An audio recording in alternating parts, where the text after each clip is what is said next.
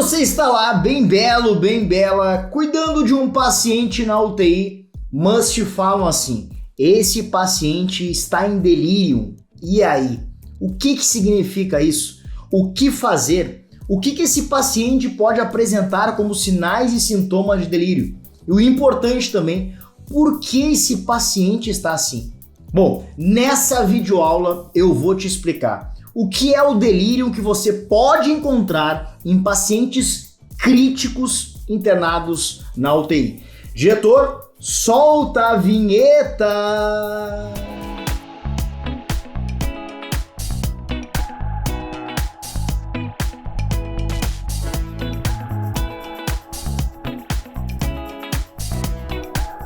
Sejam bem-vindos ao canal Enfermagem Protagonista. Meu nome é Rafael Albuquerque, sou professor, enfermeiro, palestrante há mais de 18 anos na enfermagem com você. Já fui técnico em enfermagem, já fui enfermeiro assistencial e hoje contribuo para a nossa enfermagem brasileira. Bom, quando a gente começou essa videoaula, eu falei para vocês que o paciente que você está no plantão na UTI está em delírio. E agora, o que é isso? O que fazer? Como assim esse tal de delírio? Pois é, nessa videoaula eu vou te explicar tudo sobre o delírio. Então, já aproveita, deixa teu like para essa aula chegar para mais pessoas. Também aproveita para te inscrever no nosso canal e acompanhar toda a nossa programação de aulas ao vivo e videoaulas também. E claro, compartilhe essa aula. Escolhe lá o grupo da faculdade, o grupo da graduação e envia logo para eles, estarem com a gente aqui em mais uma aula. Bom, gente, eu preciso então explicar para vocês o que é esse tal de delírio. Vem aqui comigo, olha para a tela e presta bem atenção. Delírio, gente, nada mais é do que uma disfunção neurológica, onde se pode ser normalmente se tem um início agudo e curso flutuante. O que significa isso? O paciente pode ir e voltar, ir e voltar, ir e voltar. Olha que interessante esse dado aqui que nós trouxemos de uma literatura muito recomendada para cuidados intensivos.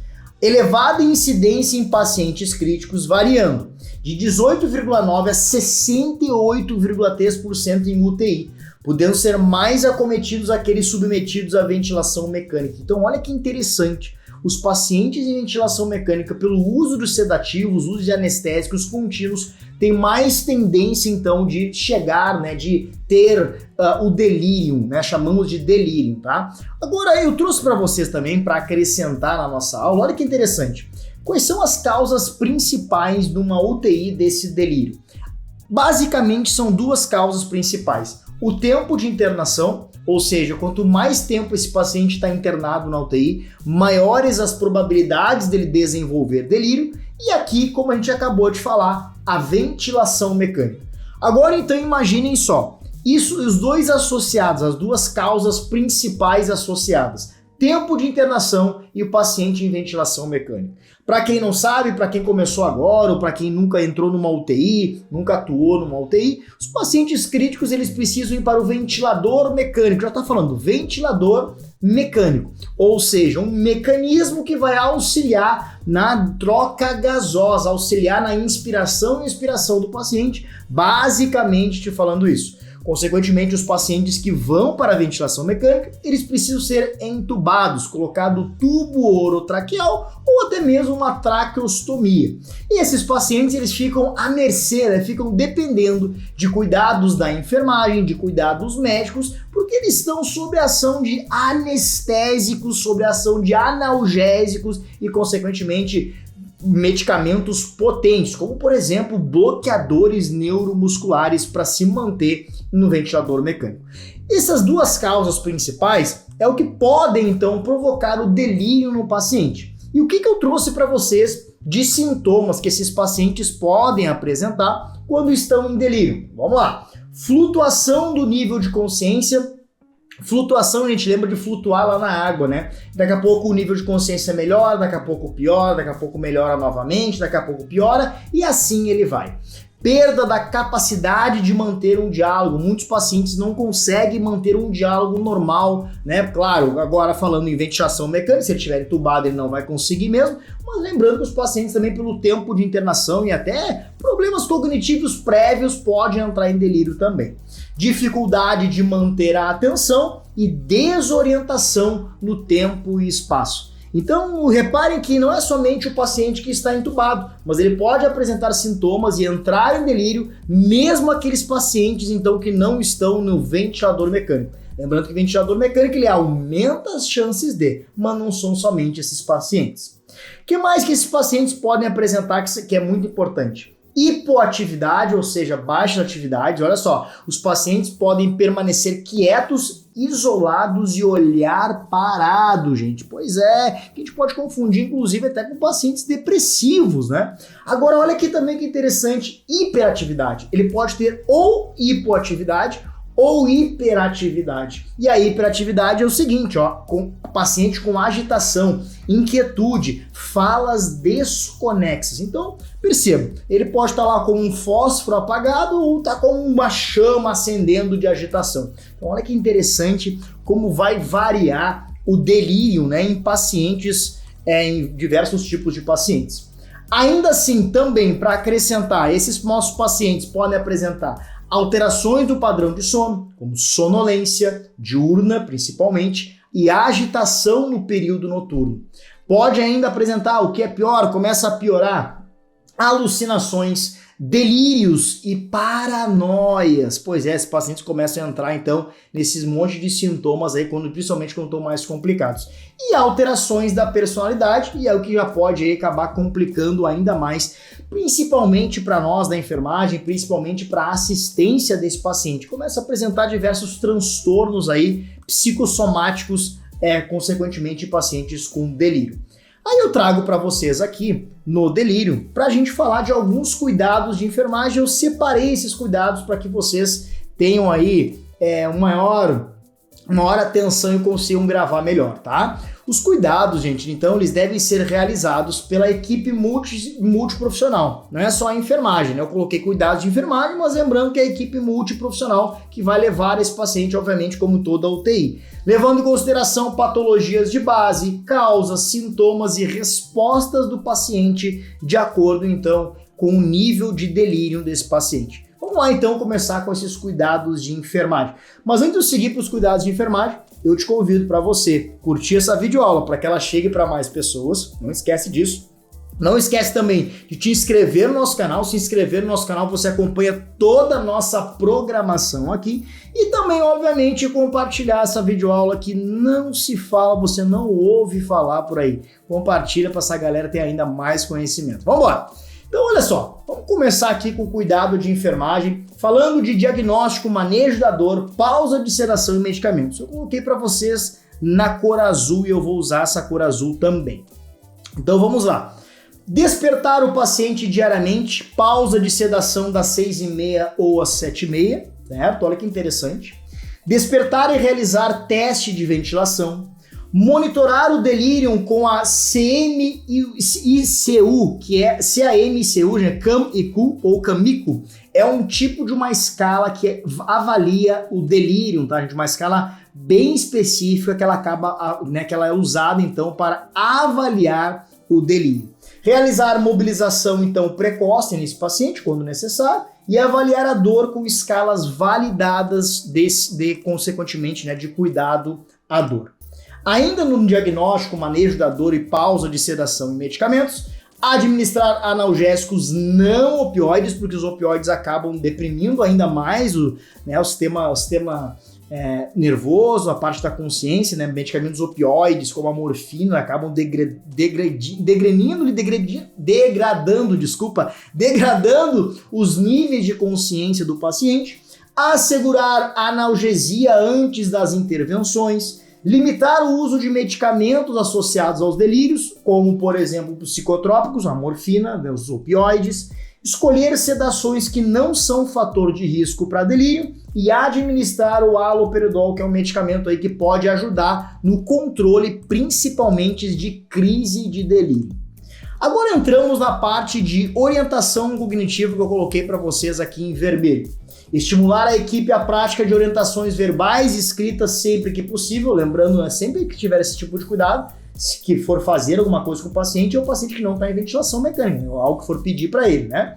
Chamar o paciente pelo nome quando iniciar uma interação, Estimular o paciente com perguntas pré-determinadas e estabelecidas em protocolo.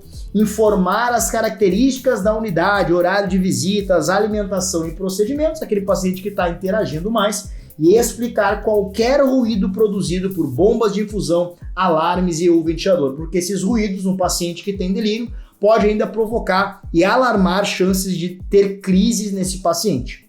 Ainda com a avaliação cognitiva, fornecer informações ao paciente sobre seu estado de saúde, prognóstico e tratamento. Oferecer meios de ouvir música e televisão no horário das 6 às 20 horas, que seria, né, o horário mais agitado, caso, obviamente, seja normal ali naquela UTI, naquele local ali.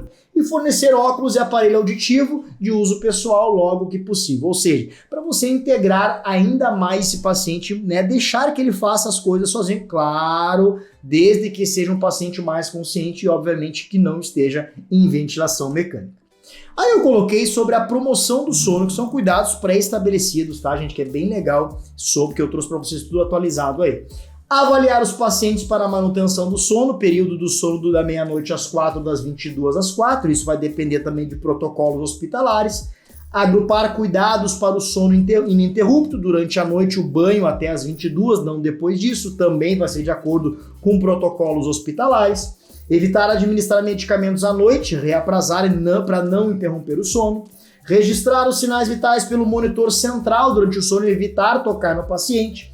Individualizar os limites de alarme, que são bem importantes, e avaliar o risco de lesões por pressão e avaliar a permanência sem mudança de decúbito durante o sono, ou seja, para minimizar, né, os toques no paciente para que esse sono fique contínuo, um sono que não atrapalhe, não seja atrapalhado.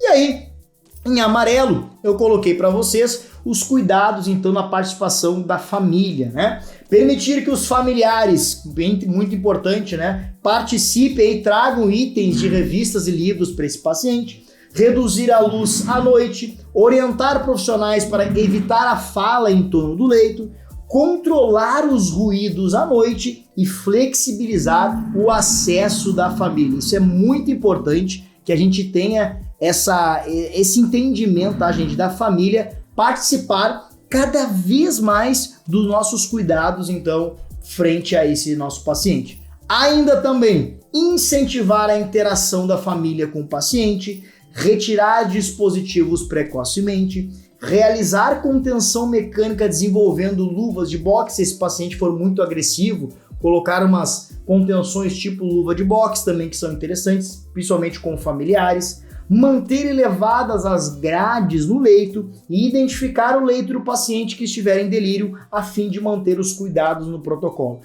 Isso, gente, é muito pouco realizado, tá? Eu já trabalhei em UTI e já tive pacientes com delírio e lembro, assim, que muitas pessoas acabavam esquecendo de identificar aquele paciente com delírio. É sempre bom identificar porque a equipe multiprofissional já fica pré-avisada, tanto também, obviamente, os familiares e, obviamente, para os protocolos serem atendidos. E eu vou deixar no nosso final dessa aula aqui para a gente fazer um exercício, para a gente gravar sobre delírio, já que é um assunto que não se fala muito, que vocês não vê, mas agora aqui no canal da Enfermagem Protagonista, vocês estão vendo. Então pega uma caneta, pega um papel e vem embora, vamos praticar. Olha que interessante esse caso aqui que eu deixei para vocês, para a gente fazer juntos. Vamos lá. O delírio exige da equipe uma observação mais criteriosa do paciente. Além disso, existem cuidados que são indispensáveis. São cuidados com o paciente em delírio, exceto. Então, o que está na alternativa aqui que não é cuidado? Ó, são cuidados com o paciente em delírio, exceto, que não é cuidado. Vamos fazer então aqui por ordem, né? Que acho que é importante, né? Vamos lá. Letra A. Individualizar os limites de alarme. Isso aqui é um cuidado. Individualizar os limites de alarme é um cuidado com o paciente delírio. Lembra? Deixar os alarmes específicos para aquele paciente, nos horários daquele paciente. Então, consequentemente, eu não vou marcar porque está falando em exceto. Letra B. Escolher as sedações que não são fator de risco para delírio. Claro, eu procuro escolher medicamentos sedativos que não vão levar esse paciente a delírio, uma vez que pode aumentar a probabilidade de delírio ou, consequentemente, obviamente, aumentar o que? A a saúde dele, prejudicar, né, o delírio dele, consequentemente. Então, eu também não marco esse aqui porque eu estou perguntando o exceto, que não é cuidado, né? Olhem bem, se atentem bem à interpretação de texto. Na letra C, avaliar a dor com escalas validadas. Sim, são um dos cuidados indispensáveis. Nós precisamos avaliar a dor desse paciente em delírio com escalas pré-validadas naquela instituição, né? Então, eu também não vou marcar. Olha agora a letra E. Chamar o paciente pelo nome quando iniciar uma interação. Com certeza, isso na verdade é um cuidado bem básico. E ainda mais em pacientes em delírio, porque eles podem estar desnorteados, lembra que a consciência fica flutuando, então se você chama ele pelo nome, fica muito mais fácil de você ser atendido. Então, a letra E eu também não vou marcar, porque é um cuidado. E aí, meus amigos e minhas amigas protagonistas, o que nos sobra aqui é a letra D por ordem aqui que a gente fez, né, de eliminação. Reparem que a letra D é essa que eu vou marcar. Olha o que está escrito nela.